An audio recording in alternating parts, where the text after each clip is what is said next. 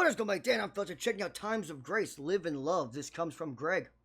Appreciate you. If you guys have any quiz, as always, just hit me up. Let's check this out, man. This is, I think, this is the fourth track from Times of Grace I will have heard, and I think I got their sound down now.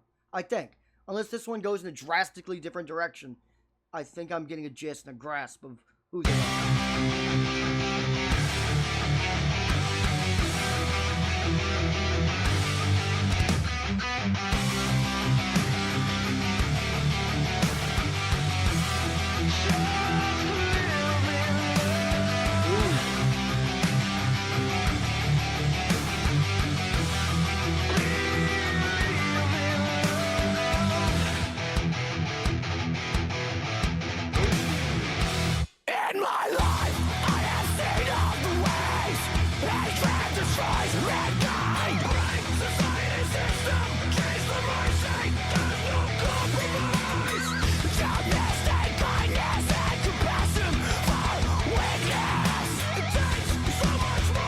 Go.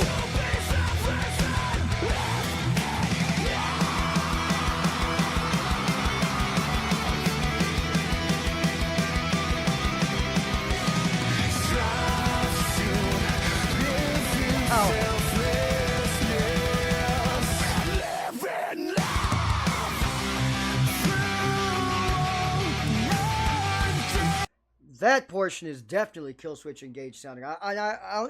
I use them as an example for a lot of bands, so not just them, because half the band is from Killswitch, but where a chorus like blossoms. I love that. And Killswitch, when I was young, was the first band I ever heard that really did it often and crushed it. That was a perfect example of that. Very positive writing, this band, I've noticed in a lot of these songs. Very, like, positive. I'm not sure if Killswitch is as positive in a lot of their songs. There's a lot of, like, heartbreak in the... At least in the Howard Jones version. A lot of heartbreak.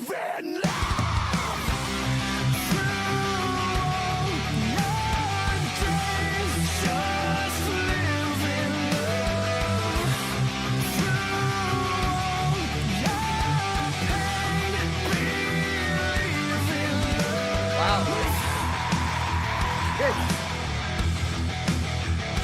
It's like the most aggressive Valentine's song ever.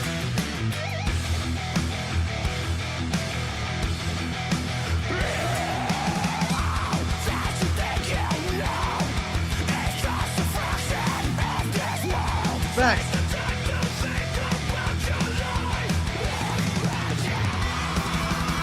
Very inspirational, bro.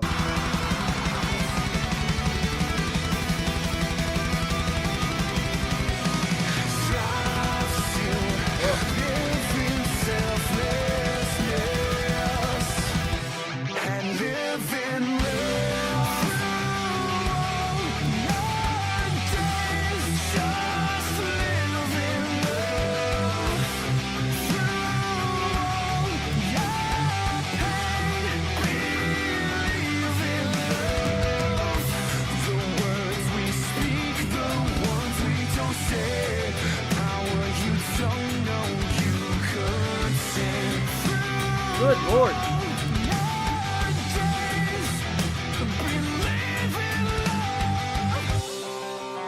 There we go. We needed this.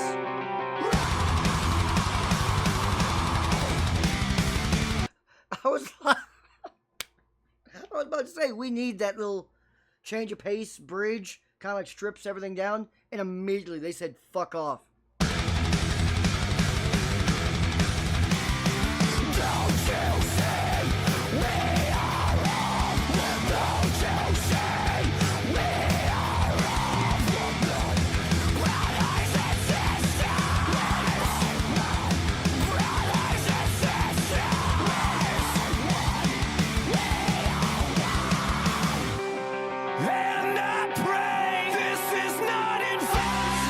It is. It's 1000% in vain. Come on. No, this song is not changing the world. This is in vain. You can tell us to believe in love, and we'll still cheat on our significant others. It's just life.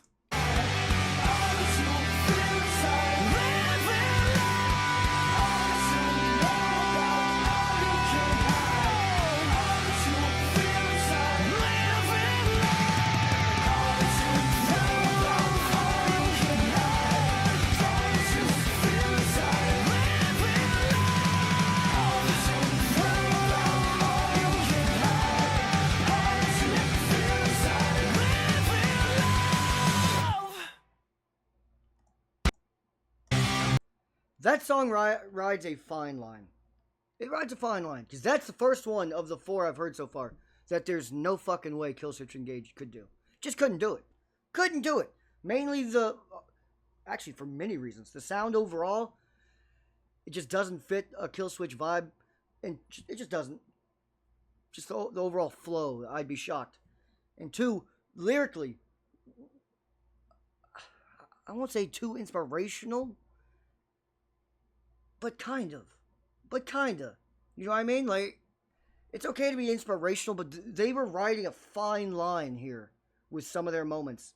Fine line between inspirational, positive, and getting a little cheesy. You know what I mean? It's a fine line. That's tough.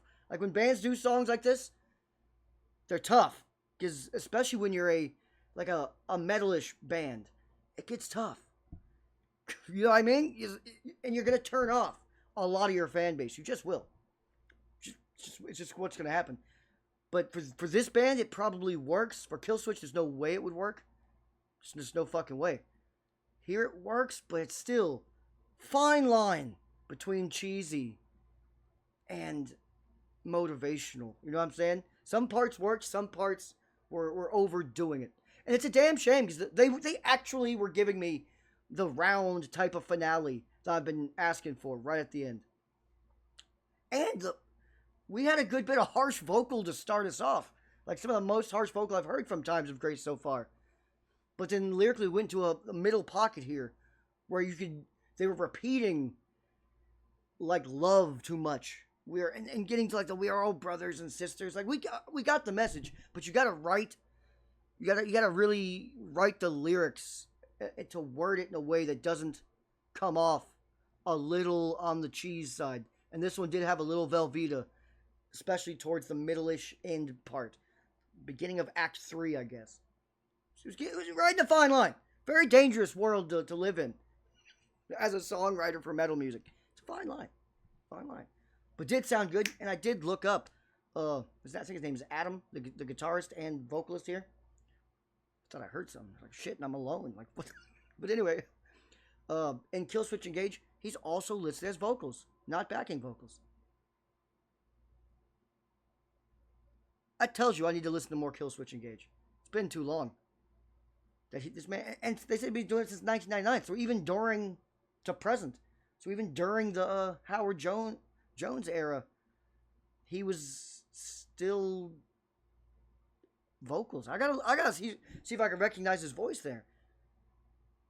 Like during the Rose of Sharon, End of Heartache era. I gotta check that out. My Sweet Serenade, I think, is one. It's been too long. But let me know what you guys think down below. If you are still here. And you are a real one.